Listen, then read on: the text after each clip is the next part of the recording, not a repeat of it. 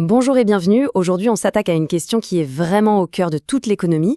Mais qu'est-ce qui fait que quelque chose a de la valeur au fond? C'est une énigme en fait. On appelle ça le paradoxe de la valeur, et c'est vraiment le point de départ de toute notre histoire. C'est un truc qui a complètement retourné le cerveau du premier grand économiste classique, le fameux Adam Smith.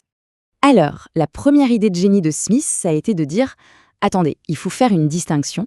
Il y a d'un côté la valeur d'usage, c'est-à-dire à quoi ça sert, son utilité, et de l'autre la valeur d'échange, c'est-à-dire contre quoi on peut l'échanger, son prix sur le marché si on veut. Et qui était Adam Smith? Eh bien, c'était un professeur écossais, un peu excentrique, paraît-il. Il se serait même fait enlever par des vagabonds un jour. Bref, ce personnage a avancé une idée assez radicale pour l'époque. La vraie mesure de la valeur, ce n'est ni son utilité, ni l'argent, c'est le travail. Donc pour Smith, être riche, ce n'est pas juste accumuler des objets. Non, la vraie richesse, c'est le pouvoir que ça donne. C'est la capacité de commander le travail des autres. Et pour développer son idée, il imagine deux scénarios. D'abord, ce qu'il appelle l'état primitif. Là, c'est simple, si on est chasseur et qu'il faut 2 fois plus de temps pour attraper un castor qu'un cerf, eh bien qu'un castor vaut 2 cerfs. La valeur, c'est le temps de travail. Mais ensuite, on passe à l'état avancé. Et là, ça se complique. Il y a des capitalistes qui veulent un profit, des propriétaires qui veulent une rente.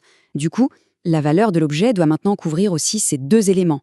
Smith s'appelle ça une double déduction sur ce que le travailleur a produit. Ok, avance rapide d'une quarantaine d'années. Un nouveau personnage entre en scène, David Ricardo. Alors lui, c'est pas le prof distrait, c'est un financier autodidacte qui a fait une fortune colossale en bourse. Et il arrive en disant que la théorie de Smith, n'est pas assez rigoureuse. Pour Ricardo, le problème de Smith, c'est cette histoire d'état primitif et d'état avancé. Il dit non, il faut une seule règle qui marche tout le temps. Et cette règle, c'est que la valeur d'un bien est déterminée par la quantité totale de travail incorporé dans sa production.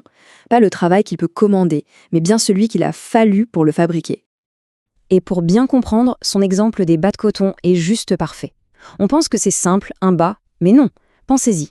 Sa valeur inclut le travail de l'agriculteur qui a fait pousser le coton, celui des gens qui ont construit le bateau pour le transporter, le travail des marins, bien sûr, celui des ouvriers qui tissent, mais aussi celui de l'ingénieur qui a conçu la machine, du charpentier qui a bâti l'usine, même du vendeur. C'est la somme de tout ça, de tout ce travail direct et indirect qui fait la valeur finale.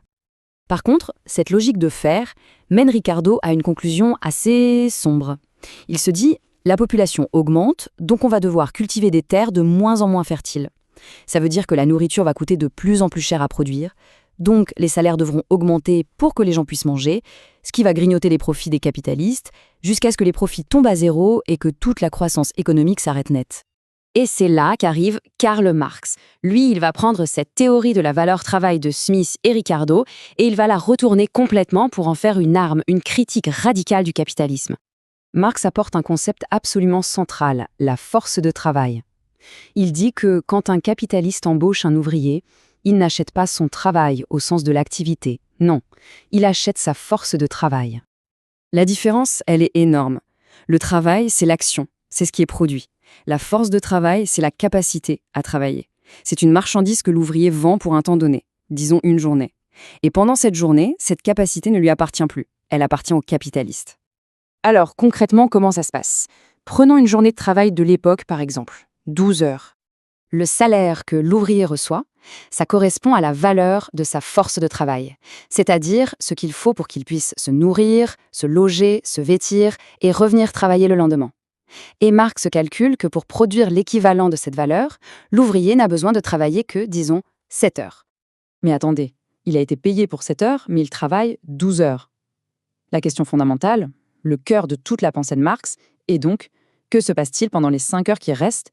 Où va la valeur qui est créée pendant ce temps? Et la réponse de Marx est simple, cette valeur-là, c'est la plus-value.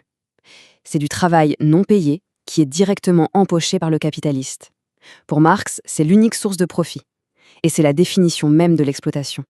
Alors, il faut bien comprendre que toutes ces théories, ces débats enflammés sur la valeur, ne sortent pas de nulle part. Ils se déroulent sur une toile de fond assez angoissante, une inquiétude palpable sur l'avenir de l'humanité. Et cette angoisse, elle est largement façonnée par un autre penseur, Thomas Robert Malthus. L'idée de Malthus, c'est une bombe. Il dit « Attention, la population, si on ne fait rien, elle augmente de façon géométrique, c'est-à-dire qu'elle double, puis redouble, 2, 4, 8, 16. alors que les ressources alimentaires, elles, augmentent de façon arithmétique. 1, 2, 3, 4. On voit bien le problème. L'écart se creuse de plus en plus et la crise, elle est inévitable. Et cette conclusion, elle est absolument glaçante. Elle a eu un impact énorme sur l'époque. Soudain, l'économie, ce n'était plus un jeu de théorie abstraite. Non, c'était devenu une question de vie ou de mort, littéralement.